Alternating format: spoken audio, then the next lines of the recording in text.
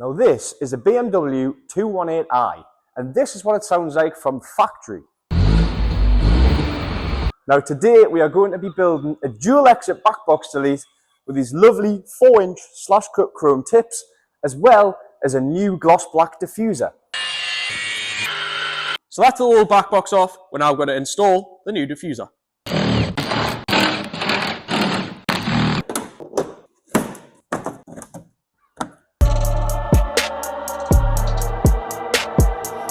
Now the new diffuser's on, let's get that back box delete made.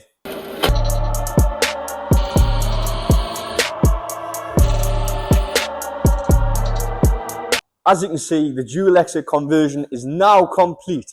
Now come back in part 2 to find out how it sounds.